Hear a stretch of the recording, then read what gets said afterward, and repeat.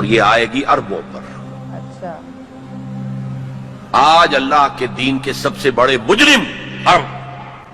ہے کیوں؟ یا کیوں؟ عام قاعدہ ہے جن کے رتبے ہیں سوا، ان کی سوا مشکل ہے۔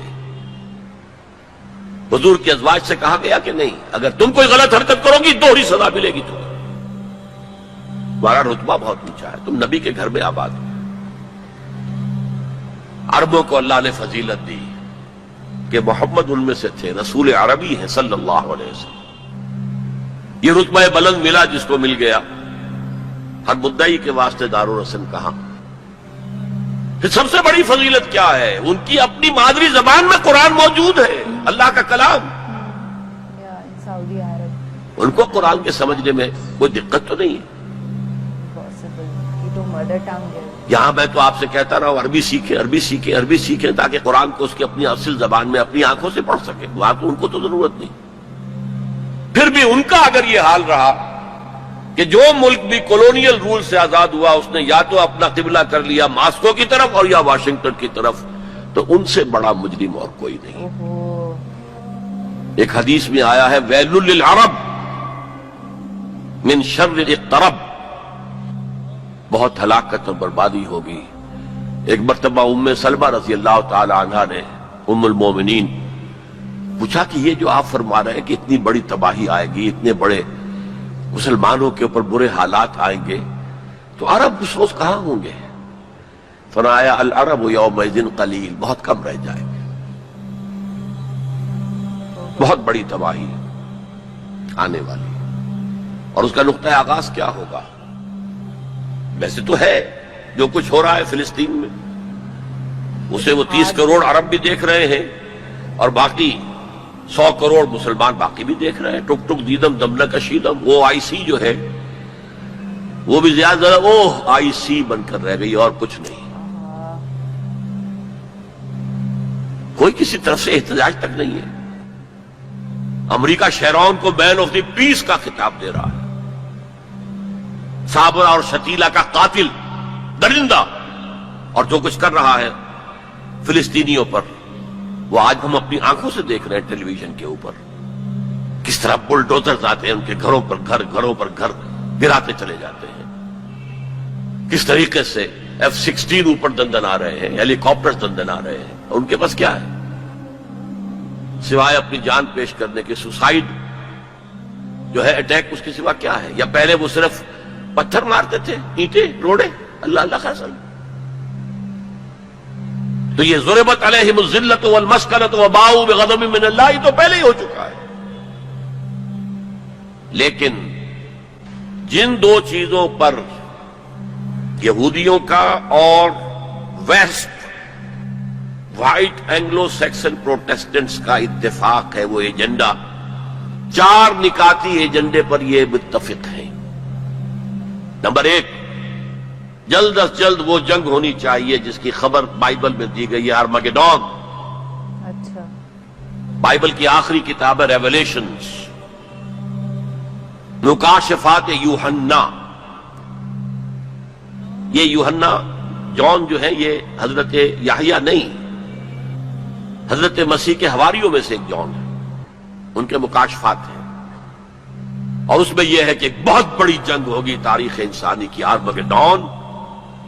اور اگر آپ دیکھیں گے ڈکشنری میں تو لکھا ملے گا very big war which will be fought between the forces of good and evil before the end of this world۔ ارمگیڈون جلد از جلد ہونی چاہیے۔ نمبر 1، عراق پر حملہ اس کا نقطہ آغاز ہے۔ آگے یہ سلسلہ کدھر بڑھتا ہے یہ ابھی دیکھنے کی بات ہے۔ نمبر 2، گریٹر اسرائیل قائم ہونا چاہیے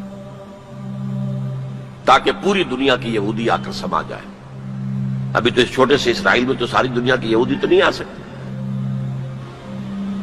اور یہ کہ فلسطینیوں سے اس ارض فلسطین کو پاک کیا جائے تاکہ نہ رہے بانس نہ بجے بانسری، یہ خودکش حملے بھی ختم ہو جائیں۔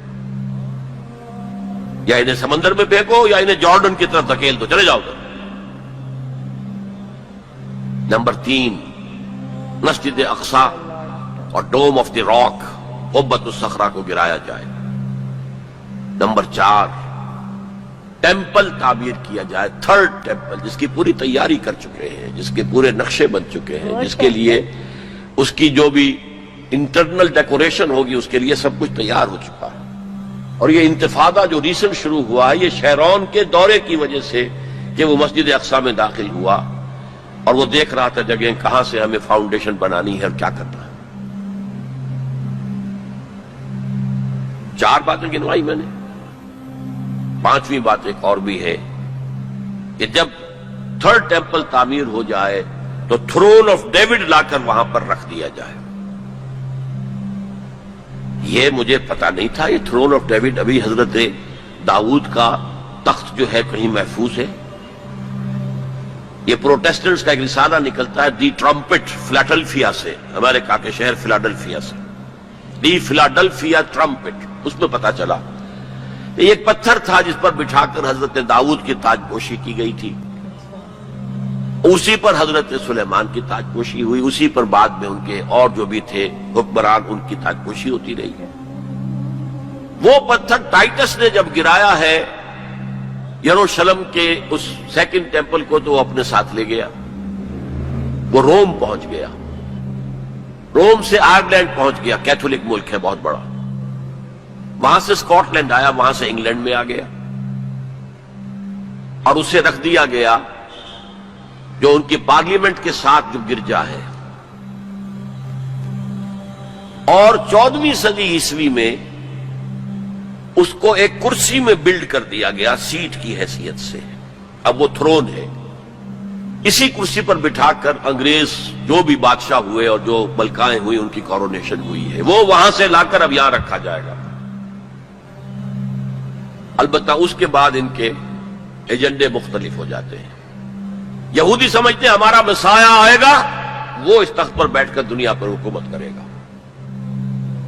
اس کے لیے بھی سمجھ لیجئے ان کے مسیحا سے مراد کیا ہے۔ ان کے ہاں چلی آ رہی تھی پیشن گوئیاں کہ ایک مسیحا آئے گا جو تمہارے دلدر دور کرے گا، تمہیں عظمت تک پہنچائے گا۔ وہ حضرت مسیح آ گئے، انہوں نے مانا ہی نہیں، تو وہ پیشن گوئی جو ہے ابھی موجود ہے۔ دی پوزیشن از ویکنٹ، ابھی تک وہ مسیحا نہیں آیا، they are waiting for their مسیحا، اس لیے کہ مسیح کو تو مانا نہیں۔ اور عیسائیوں کا خیال ہے حضرت مسیح کا جو سیکنڈ نزول ہوگا، سیکنڈ کمنگ، تو وہ اس تخت پر بیٹھ کر حکومت کریں گے پوری دنیا پر۔ یہ ایجنڈا ہے۔ کوئی سبب معلوم ہو سکا ہے آج تک کہ عراق پر کیوں حملہ کیا گیا؟ اور کمال ہے کہ اس قوم نے پھر اسی شخص کو منتخب کر لی۔ 9/11 کس نے کیا اس کی کوئی کبھی تحقیق ہوئی ہی نہیں،